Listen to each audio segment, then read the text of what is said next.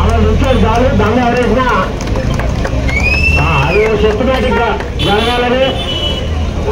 అలాగే రామయ్య వాళ్ళు చూసారు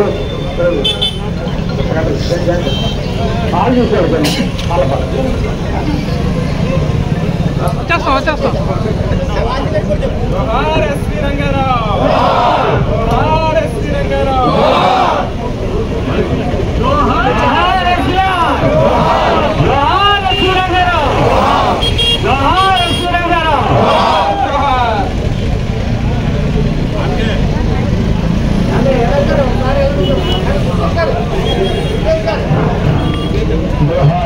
जोहार एसपी रंगाराव की जोहार एसपी रंगाराव की जोहार एसपी रंगाराव की जोहार एसपी रंगाराव की जोहार एसपी रंगाराव की thank you.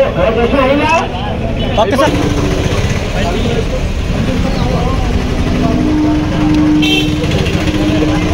Okay sir thank you. SSV Rangarao గారు ఆయన యొక్క ఖ్యాతి, ఆయన చనిపోయి ఎంతకాలం అయినప్పటికీ కూడా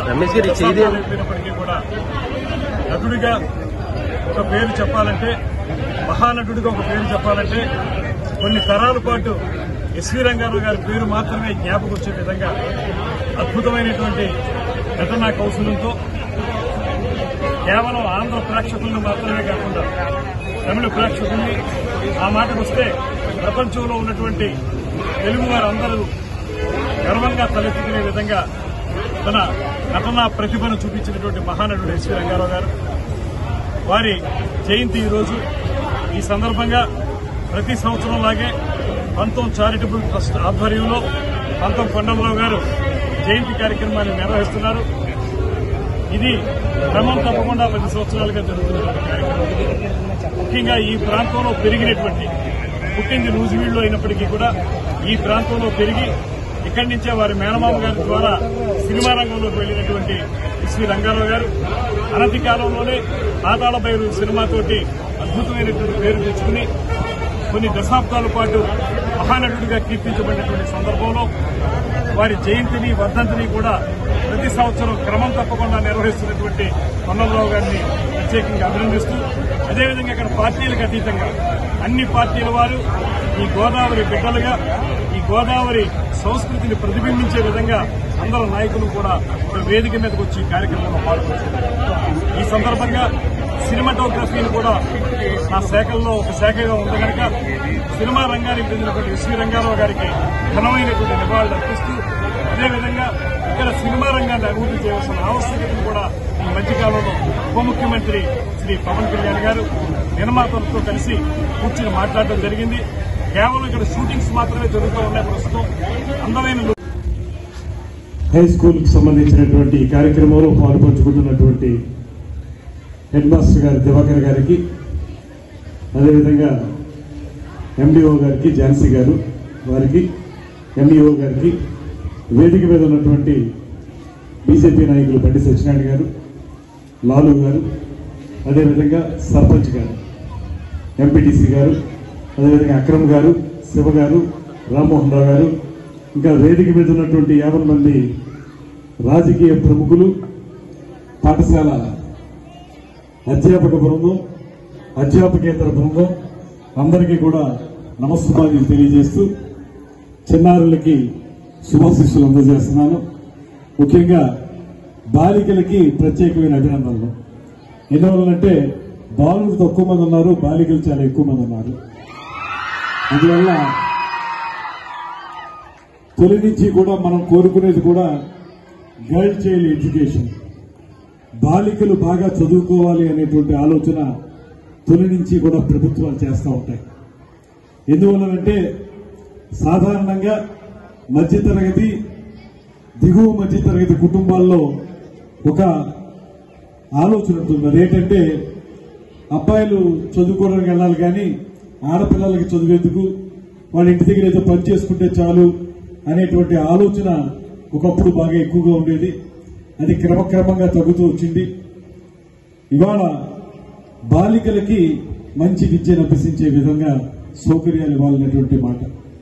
అందుకే మనం బాలికల కోసం ప్రత్యేకమైన హై స్కూళ్లు, బాలికల కోసం ప్రత్యేకమైన స్కూళ్లు ఏర్పడినటువంటి సందర్భం కూడా మీ అందరికీ తెలుసు.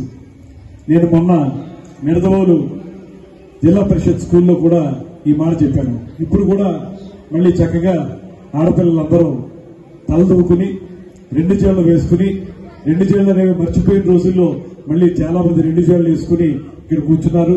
ఆ బాలికలందరికీ కూడా అభినందనలు తెలియజేస్తున్నాను.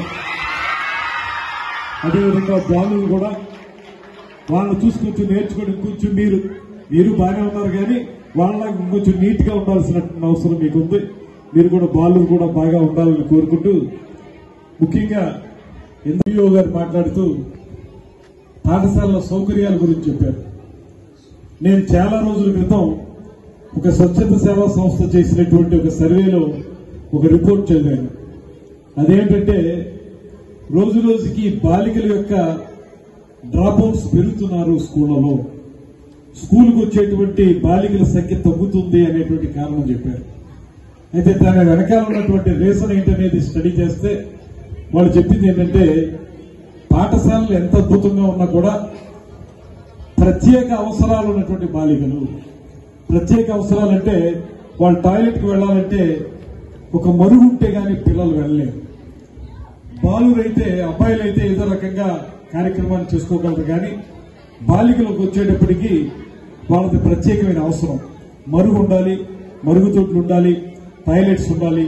అవి ఉంటేనే వాళ్ళు సిగ్గుపడకుండా వెళ్ళగలుగుతారు. అలాంటి సౌకర్యాలు పాఠశాలల్లో మనం కల్పించకపోతే ఖచ్చితంగా ఆడపిల్లలు సిగ్గుపడి రోజు రోజుకి స్కూల్కి రావడానికే భయపడి రాకుండా ఆగిపోయేటువంటి పరిస్థితి ఉందనేటువంటి మాట ఆ రిపోర్ట్లో చెప్పారు. అందువల్లనే ఇవాళ ఎంఈఓ గారు చెప్పినటువంటి మాట ప్రకారం ప్రభుత్వ పాఠశాలల్లో కనీస సౌకర్యాలు, అందులోనూ ప్రత్యేక అవసరాలు ఉన్నటువంటి ఆడపిల్లలకి ప్రత్యేక సదుపాయాలు కల్పించాల్సిన బాధ్యత ప్రభుత్వం మీద ఉంది. ఆ విషయంలో తప్పనిసరిగా మేము కూడా దృష్టి పెడతాం. దాంతోపాటు ఇవాళ ప్రైవేట్ రంగంలో ఉన్నటువంటి వితరణశీలత్వం ఉన్నటువంటి వారు ఎవరైతే ఉన్నారో, 4 రూపాయలు మనం ఖర్చు పెట్టగలం అనేటువంటి పరిస్థితుల్లో ఉన్నటువంటి పెద్దలను కూడా ఒక పిలుపిస్తున్నాం. మీరు ఎలాంటి పాఠశాలలను దత్తత తీసుకున్నటువంటి పాఠశాలల్లో స్కూల్ బిల్డింగ్, క్లాస్ రూములు ఇవి ప్రభుత్వం చేస్తుంది, కానీ ఈ టాయిలెట్స్ కానీ ఇతరత్ర సౌకర్యాలు కల్పించే విషయంలో సమాజంలో ఉన్నటువంటి వ్యాపారాలు చేసుకునే వాళ్ళు, 4 రూపాయలు సంపాదించే వాళ్ళు కొంచెం ముందుకొచ్చి అలాంటి సౌకర్యాలు కల్పిస్తే మన పాఠశాలలు బాగా జరుగుతాయి. పాఠశాలలు బాగుంటేనే మంచి పౌరులు తయారవుతారు. విద్యాభివృద్ధి జరిగితేనే సమాజం బాగుంటుంది.